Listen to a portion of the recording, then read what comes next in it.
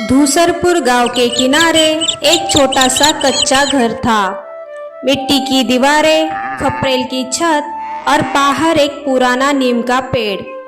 उसी घर में रहते थे हरिया, उसकी पत्नी धनवती और नन्ही सी प्यारी बेटी मीरा।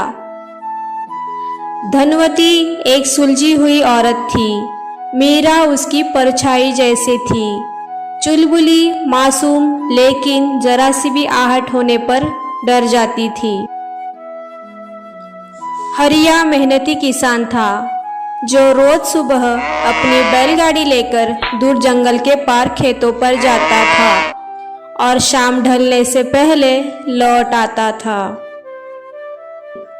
उसके जीवन में सब कुछ सामान्य था, जब एक रात कुछ ऐसा हुआ जिसने सब कुछ बदल दिया। एक दिन हरिया को जंगल से घर लौटने में देर हो जाती है। उस दिन खेत में ज्यादा काम था। सूरज कब ढल गया हरिया को पता ही नहीं चला। जब आसमान लाल से काला हुआ, वो हड़बड़ा गया। उसने बैलों को लगाम देते हुए कहा, भोला शेरा, चलो जल्दी घर लौटना है। जैसे ही बैलगाड़ी जंगल के रास्ते पर मुड़ी, कुछ अजीब सा महसूस हुआ। हवा थम सी गई थी। पेड़ एक दूसरे से सटक कर सरसराने लगे, जैसे आपस में कुछ फुसफुसा रहे हो। हरिया ने खुद को दिलासा दिया, कुछ नहीं, सब अपने महन का वहम है। हरिया खुद को दिलासा देते हुए कह रहा था, लेकिन तभी दूर झाड़ियों से एक काली परछाई निकलकर गाड़ी की ओर बढ़ने लगी। हरिया की सांसें अटक गई। उसने बैलों को जोर जोर से हाँका, हश, भागो भोला, भागो। बैलगाड़ी तेजी से हिचकोले खाते जंगल के अंधेरे को चीरते निकलने लगी और उस पूरे रास्ते पर हरिया को लगता रहा कि वो अकेला नहीं है। घर पहुंचते ही धनवती दरवाजे पर खड़ी मिली। उसकी आंखों में हरिया के लिए बहुत ज्यादा चिंता थी। मीरा के पापा, इतनी देर कैसे हो गई? सब ठीक तो है ना? हरिया ने बस इतना कहा, कुछ था रास्ते में जो दिखा नहीं पर था। धनवती समझ तो गई, लेकिन कुछ बोली नहीं। वो जानती थी, गांव के बुजुर्ग लोग कहते हैं, रात और जंगल दोनों कभी खाली नहीं होते। रात को खाना खाने के वक्त मीरा ने अचानक पूछा, माँ, आज घर पर कोई मेहमान आया है क्या? धनवती ने चौंक कर कहा, नहीं बेटा, क्यों? मीरा बोली, क्योंकि किसी ने मेरे कान में धीरे से कहा, मीरा चलो बाहर खेलते हैं, और वो आवाज पापा जैसी नहीं थी।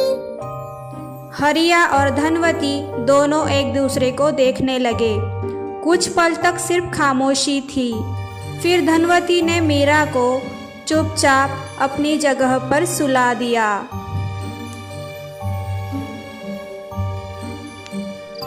हरिया को उस रात नींद नहीं आई।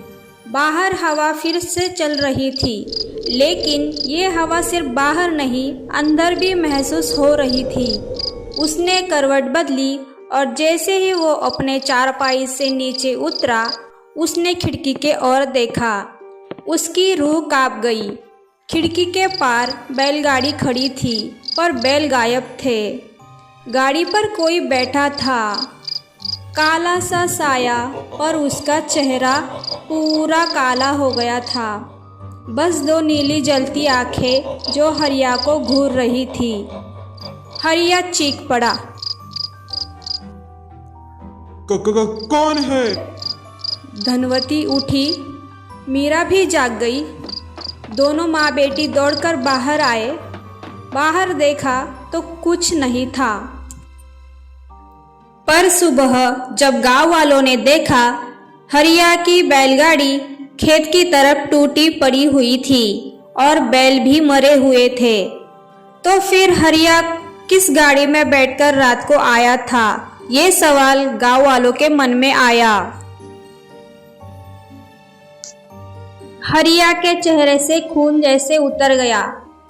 गांव के लोगों ने बताया, जिस रास्ते से तू आया वहां कई साल पहले एक बूढ़ा कोचवान मरा था। अब उसकी आत्मा हर उस गाड़ी को घर तक पहुंचाती है जो रास्ते में भटकती है, पर बदले में वो कुछ ले भी जाती है, या तो किसी की सांसें या किसी की छाया। हरिया ये सब सुनकर बहुत ज्यादा परेशान हो गया। अगले ही दिन पंडित जी को बुलाया गया। उन्होंने कहा, उसे वापस भेजना होगा जहां से वो आया है। यहाँ उसके होने की चीजें वापस रख दो। गाड़ी की लकड़ी, बैल की रस्सी और बैलों की घंटी, जिससे उसकी आत्मा को शांति मिल सकती है। हरिया ने कांपते हाथों से सब रात को जंगल में ले जाकर छोड़ दिया। अचानक जंगल में से आंधी उठी और वही जलती आंखें जोर से चीखी, मेरा रास्ता मेरा ही रहेगा। फिर सब कुछ शांत हो गया। इस तरह से हरिया को उस बूढ़े कोचवान की आत्मा से छुटकारा मिला और वो अपने परिवार के साथ खुश रहने लगा।